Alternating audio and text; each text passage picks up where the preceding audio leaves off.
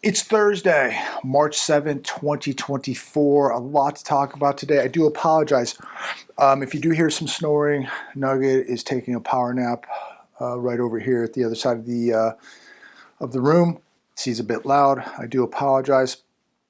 Make sure to like, share, subscribe. Hit that bell notification down below so that you are alerted when the newest videos drop. Some people have been writing me saying that they've been unsubscribed. Make sure you resubscribe, hit the bell notification so that you are alerted. Now let's dive into what's happening. More market euphoria, Dow Jones, NASDAQ, everything up across the board. Everybody is buying everything and nobody sees any danger. Nobody sees a downturn. Some of the retail numbers came in today. I believe it was Gap, a couple other retailers. People are buying, people continue to use their credit cards. Everything looks just fine. And so if we go by the data, and the Fed is data reliant, how in the world are they going to cut rates? I have absolutely no idea. But in the meantime, layoffs rise to the highest for any February since 2009. This on CNBC today. And we are watching high-paying jobs dwindle in this country. Tech companies have laid off 28,218 people since the beginning of this year. Financial firms have laid off 26,856 workers. Manufacturing companies have laid off 7,806 workers, a stunning 1,754% increase from last year. Education, we've seen 6,336 positions gone just in February. AI is replacing jobs, ladies and gentlemen, and a dismal, decaying economy is going to continue to guarantee that we see more job losses. Prepare for a job loss, ladies and gentlemen. I hate to say that, but you got to be prepared for the worst case scenario. Nobody's job is immune. Here's one from Fox Business. Majority of Americans made sacrifices to cover monthly bills last year. Somebody wrote the other day and just said, well, you just have to cut things out and you have to live below your means and everything's going to be fine. Yeah, you do have to live below your means. You have to cut things out, but it's not that easy because you can only cut so much. People who were making good money a few years ago, that money is not going as far. Look at just a few things that I wrote down here. Auto insurance up 30%, 50% for some people. Health insurance up 30+%. Food up 30 to 50%. Utilities up 50 to 100%. Interest rates up. So if you were paying 16% a couple years ago on your credit card, now you're paying 23, 25, 28. People cannot cut any more. Yes, I've always advised live below your means. People have been living below their means and they still cannot make it. They can't make ends meet because they just can't cut any more out. Everything, services, everything are going up all around them. A study by Assurance IQ found 66% of American adults confirmed in a December survey that they had made sacrifices to pay their expenses during the previous 12 months. Researchers polled 5,000 individuals, a majority of whom earned $75,000 or more per year, and they found that the most common way Americans covered their bills when they were short on funds was to borrow money or turn to credit cards. The study found the second most common way Americans handled a situation where they were short on funds last year was to pay a bill late at 38%. 38% said they had to pay a bill late. 34% said that they pulled money from their emergency fund. 24% said that they had skipped meals to pay a bill. 23% said that they overdrew on their bank accounts. Ladies and gentlemen, I don't know about you, but this is not going back to any type of normal. We are heading in a very dangerous direction. And I mean, we're talking people, hitting the retirement funds, their emergency funds, cutting meals out, going in, turning to credit cards to pay. This is just to pay bills. This was in 2023. Imagine what people are doing right now, how much worse it is right now. And imagine when people don't have a job, what in the world are they going to do? Here's one from The Hedge. Alarm bells for the U.S. food supply.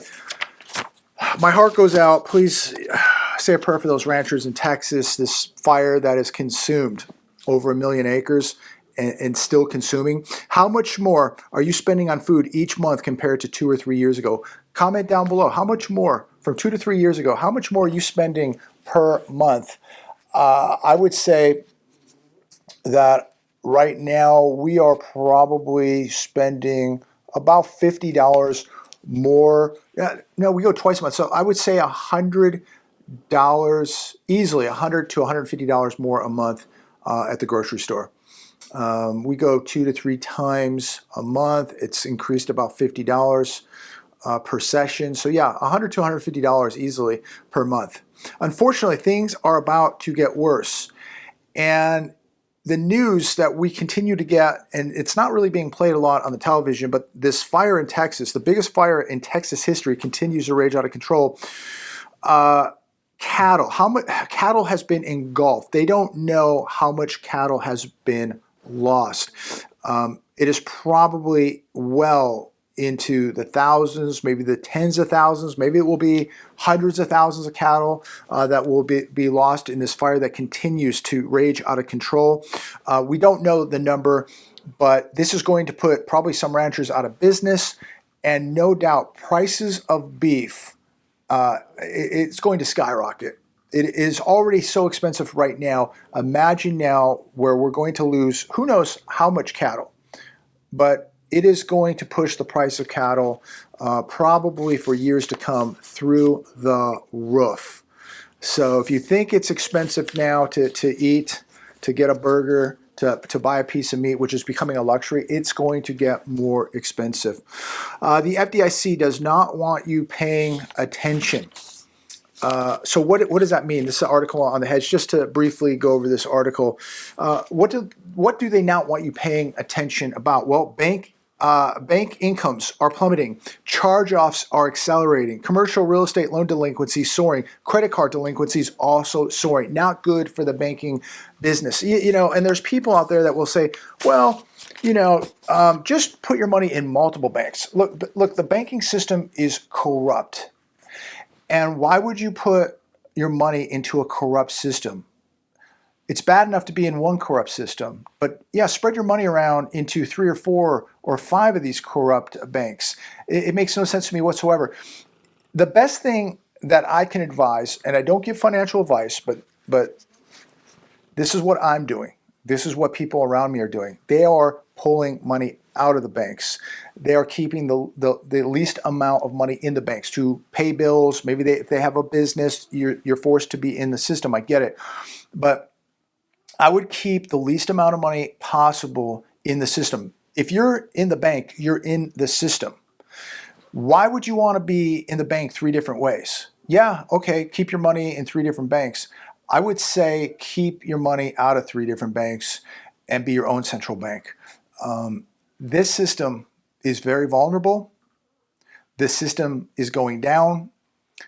You're going to see possibly more bailouts and at some point maybe even bail-ins. So you could have your money in 3 different banks, but you may see 3 different bail-ins at that point. Do you think, honestly, with common sense, with what we're seeing happening in the banking system right now, let's not forget what's happening with cyber attacks and the threat of grids going down and all of this.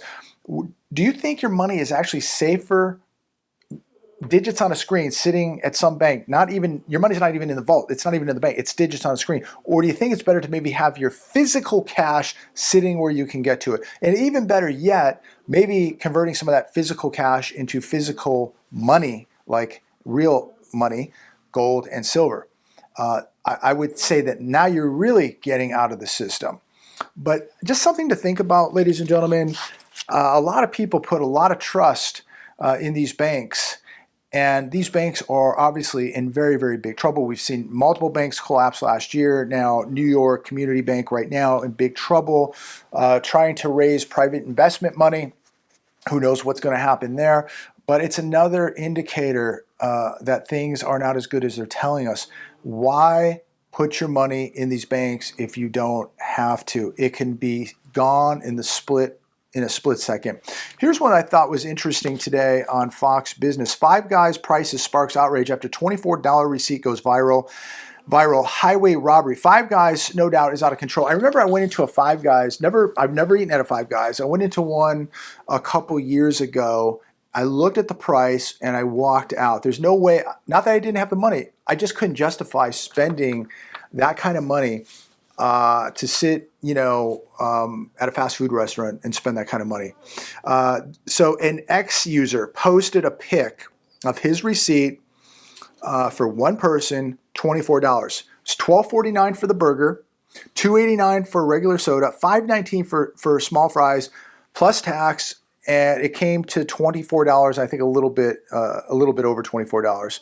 So think about a family of four going to Five Guys for a burger, fries, and a Coke. It would be over $100. Unbelievable. Chick-fil-A prices have gone up 21% since early 2022. I like to hit Chick-fil-A every once in a while, but think about that. Just in less than 2 years, prices are up 21% at Chick-fil-A. And you ain't seen nothing yet. Wait till this $20 minimum wage hits California here. It's going to get much, much more expensive. So would you spend $24 to go to a fast food joint and have a burger, fries, and a Coke? I couldn't justify it. I'll just do In-N-Out.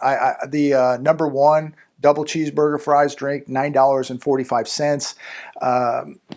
I just couldn't see spending $24. Now, I know if you go to a nicer restaurant, boy, I really apologize about the snoring.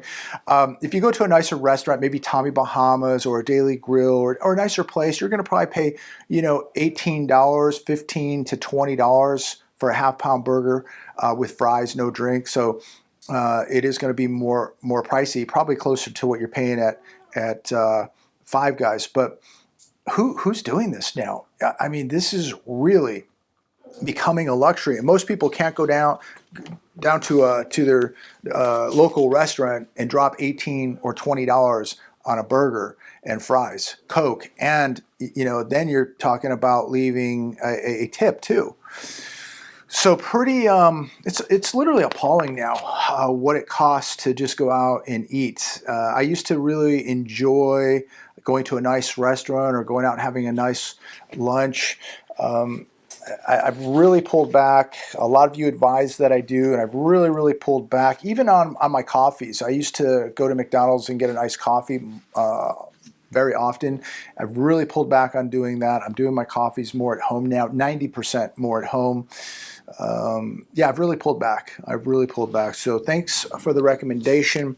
And I'm going to continue to try to do more at home. GM recalling 820,000 pickups over tailgate issue. These are newer Chevy Silverados and GMC Sierras. 570,000 vehicles in the U.S., 250,000 recalled in Canada.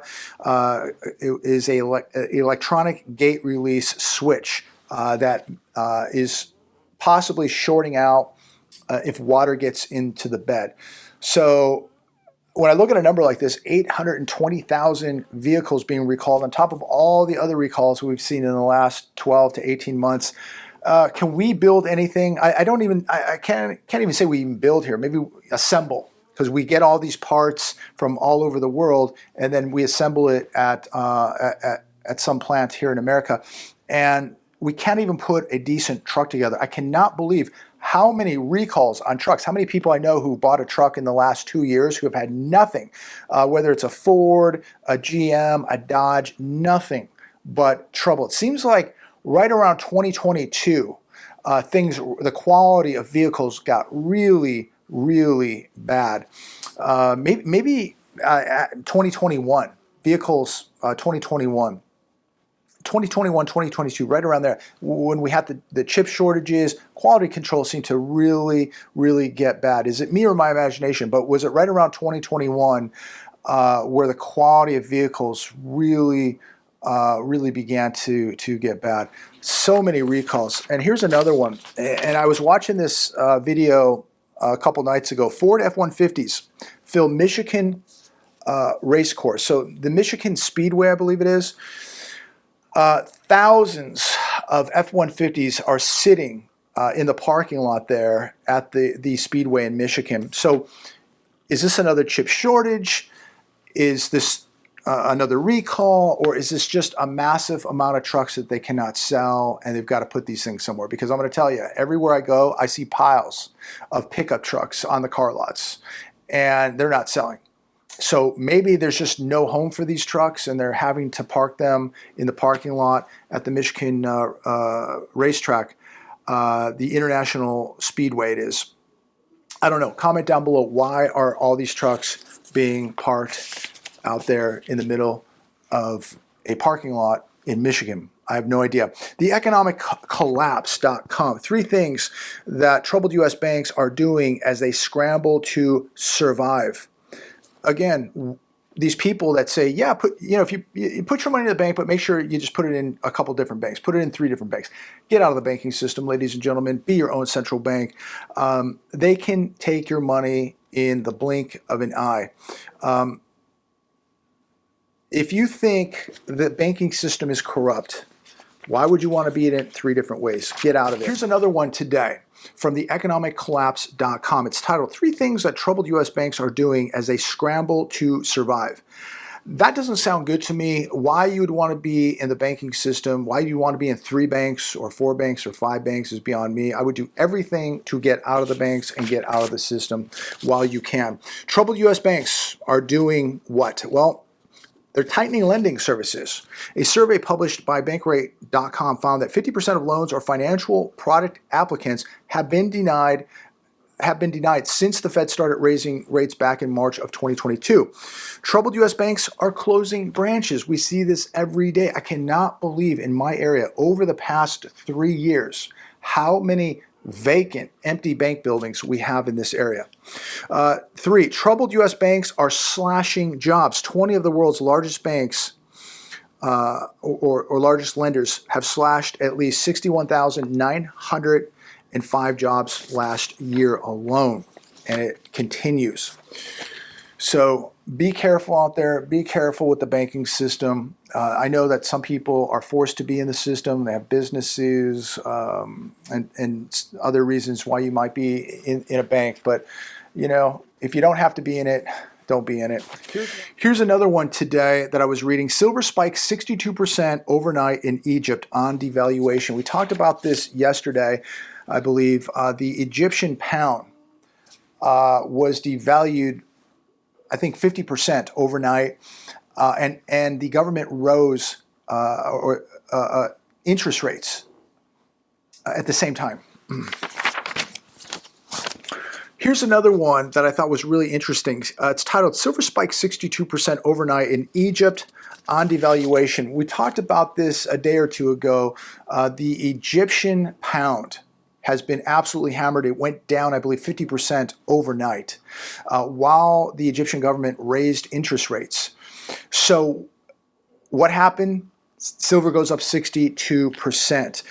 The money in the bank vaults in Egypt have been slashed while silver prices have soared. So it's a reminder to all of us to be putting away food, water, energy, metals, and of course, protection, security, which should be number 1, because if you can't protect your food, your water, your precious metals, your own life, what good is it? Make sure you can protect it. And if you think that this cannot happen here in America, please put down the Kool-Aid. You are sadly mistaken. Please pick up a history book. It can happen here, and we are on a collision course for it to happen here with the amount of money printing that we are doing, the amount of money we're spending and borrowing. How did Egypt get into this situation? They printed a whole lot of money, and now they're in big trouble. And if we didn't have the world reserve currency right now, we would be worse off than Egypt. Jobless claims refuse to budge despite accelerating war notices. Well, of course, the jobless claims refuse to budge because when people lose a job, they have to go get 2 or 3 part-time jobs to make up that job. Really quick, just a quick list, just a quick update here of the 2024 layoffs so far. Look at these companies and the amount of their workforce that they've had to lay off this year. Everybody has laid off 100% of its workforce. Ysense, 100% of its workforce. Code C, 100% of its workforce. Twig, 100%. Twitch, 35%. Roomba, 31%. Bumble, 30%. Farfetch, 25%. Hasbro, 20%. LA Times, 20%. Wintwell, 20%. Finder, 17%. I could go on with another 40, 50 companies. This is just for this year. And a lot of these are well-paying, good jobs, and they're not going to be replaced. And many people are going to lose their homes, lose their cars, fall behind. Credit's going to be destroyed. It's just going to be an ugly, ugly cycle ahead, ladies and gentlemen. California moves to expand zero-down, interest-free home loan program to newcomers. This is the new controversial new bill that has just been introduced here in California. So think about this. So newcomers, if you can make it here, you get free health insurance, and now you just might get an interest-free home loan. Unbelievable, isn't it? While we have Americans losing jobs, sleeping on the streets, sleeping in tents, sleeping in their cars, losing their savings, losing jobs, losing homes, it just goes on and on and on. And we have so many people who now are skipping meals because they've got bills to pay. And we have people literally starving in America. Our educational system is collapsing. The infrastructure collapsing. Less and less opportunity, less and less wealth for the average American. Yet we're going to take newcomers, give them free health insurance, and then give them interest-free home loans. Wow. And you're just probably trying to hang on to your business. You're just trying to hang on to your house right now. You're trying to hang on to the car and hope that the repo man doesn't show up tonight. You know, nobody asked to lose their job. Nobody asked to have 3 jobs. You know, people making $50,000 to $75,000. Those people were living great. That was a comfortable living, especially if you had 2 people in a household making 50 to 75. You were living great. Now you're paycheck to paycheck, but yet the newcomers are going to get a break. They're going to get free things, free money, free debit cards, interest-free home loans. Unbelievable. It is absolutely disgusting what is taking place in this country. People should be absolutely outraged, but no, they're probably going to go to a baseball game. They're probably looking forward to the football season. While their Social Security has been robbed, their pensions have been robbed, and quite literally their futures have been robbed. But hey, I got season tickets to a baseball game. I'm going to the Super Bowl. I know every player on every football team. I know every quarterback. What an embarrassment. What an embarrassment. You know, people are going to wake up one day, sadly, but it is true. People will wake up one day and they're going to realize that they've been fooled, that they've been bamboozled. Why? Because they're going to find out that everything that they had in the financial institutions, things that they had in the market, have been collapsed, crushed. Also, their purchasing power. And when their pensions are gone and the retirements are gone, or the day when the stock market collapses and we lose 80, 90%, and when people find out that their digital money is worthless, and the only thing that counts is what you can get to, what you can physically touch, what you can barter with, how much gold you have, how much silver you have. It's not about dollars at that point. It's about ounces. When people wake up and realize that, and they're going to realize it quite quickly because they're going to have no purchasing power and they're going to have no money. And they're going to be probably living in a third world country at this point. But when they do realize this, what's the first thing they're going to do? They're going to want to blame somebody. They're going to want to blame somebody. It's too late. You got to realize at that point, it's too late. All that matters at that point is, do you have food? Can you protect yourself? And do you have real money? And can you take advantage of the opportunities and the sales that are out there now? That's all that's going to matter. The blame game, it won't matter what bank, what politician. It won't matter. None of this is going to matter. The only person you can blame It's not going to be the politician. It's not going to be the bank. It's not going to be anybody you know. It's going to be you. You're going to look yourself in the mirror and realize you've been fooled, bamboozled, duped, and now you are nothing more than a mere debt slave. You'll probably be, if you're lucky, living in a tiny home, riding a bicycle to your part-time job, which will probably be in leisure and hospitality, and you'll be serving, the top 10%. That's what it's going to come down to.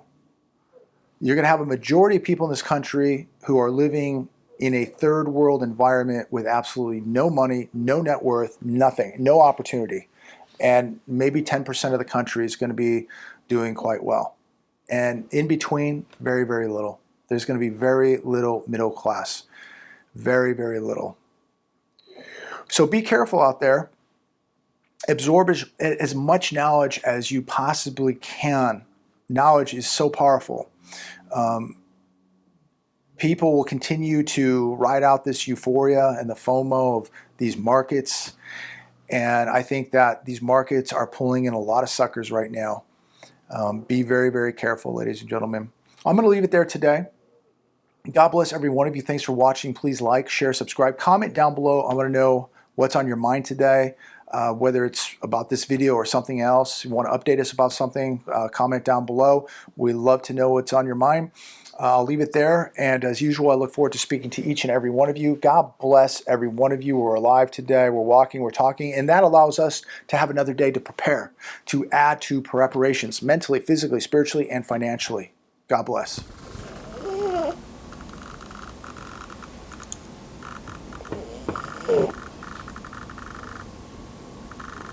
Oh.